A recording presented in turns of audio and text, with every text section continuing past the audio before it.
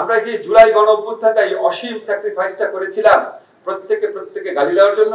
চিন্তা করে দেখেন যে আমরা সবাইকে মানুষ ভেবে একসাথে আমরা এই দানবকে ছড়িয়েছি। জনমানুষ কিন্তু ঠিকই বুঝেছিল শেখ হাসিনা কি, তারা সবসময় প্রতিবাদ করেছে। আরেকটা কথা আমাকে বলেছে, এটা আপনারা প্লিজ মনে রাখবেন। আমার মনে হয় আমি জুলাই গণ অভ্যুত্থানে যত কথা শুনেছি, এটা হচ্ছে বেস্ট কথা আমার শোনা। সে একটা কি বলেছে, যখন আমরা জুলাই গণ অভ্যুত্থান করছিলাম, একজন লাশ পড়ে যাচ্ছে, একজন গুলি খাচ্ছে, বাকিরা সবাই তাকে উদ্ধার করে নিয়ে যাচ্ছে, একজন এদিকে পানি দিচ্ছে, টিয়ার গ্যাসে একজনের চোখে লাগছে, আরেকজনের চোখে হেল্প করছে, সবাই মিলে একসাথে থাকছে। তখন কি আমরা কেউ চিন্তা করেছিলাম কে হিন্দু, কে মুসলমান, কে মাদ্রাসার ছাত্র? চিন্তা করেছিলাম? করি নাই। তখন কি আমরা চিন্তা করেছিলাম কে গরিব, কে বড়লোক, কে বস্তিবাসী, কে রিক্সা চালক? আমরা কিন্তু চিন্তা করি নাই।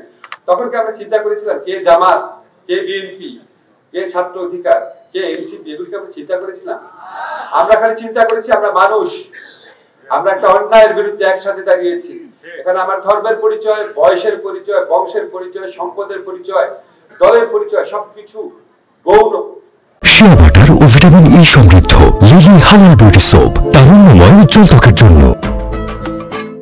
যখন আমরা এটা ভেবে, আমরা প্রত্যেকে যখন নিজেকে মানুষ ভেবে অন্যায়ের বিরুদ্ধে দাঁড়াতে পারি এবং একই সাথে ন্যায়ের পথে দাঁড়াতে পারি, তখন কোনো বাধা থাকবে না।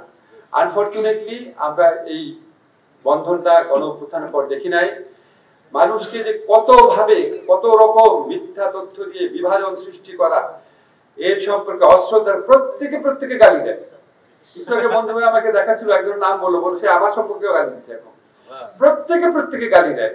আমরা কি জুলাই গণ অভ্যুত্থানটাই অসীম স্যাক্রিফাইসটা করেছিলাম প্রত্যেকে গালি দেওয়ার জন্য, প্রত্যেকে মিথ্যা কথা বলার জন্য, প্রত্যেকে ইনসাল্ট করার জন্য, প্রত্যেকে ঝগড়া করার জন্য? আমরা কি গণ অভ্যুত্থানটা করেছিলাম বিভেদ করার জন্য? আমি দেখতাম গণ অভ্যুত্থান কালে আমাদের গণ অভ্যুত্থানে যারা নেতারা ছিল প্রত্যেকে শ্রদ্ধা করতো।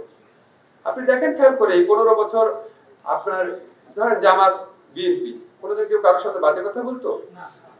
15 বছর শেষ হলে সাথে শুরু হয়ে গেছে, যে যাকে যেভাবে পায়। এই ছাত্র শিবিরকে বাজে কথা বলতে হবে, ছাত্রদলকে বাজে কথা বলতে হবে, আক্তারদেরকে বাজে কথা বলতে হবে, নূরদেরকে বাজে কথা বলতে হবে। এটার জন্য একটু চিন্তা করে দেখেন যে আমরা সবাইকে মানুষ ভেবে একসাথে আমরা এই দানবকে ছড়িয়েছি। এই দানবকে সরানোর পরে আমরা নিজেরা কি করা শুরু করেছি?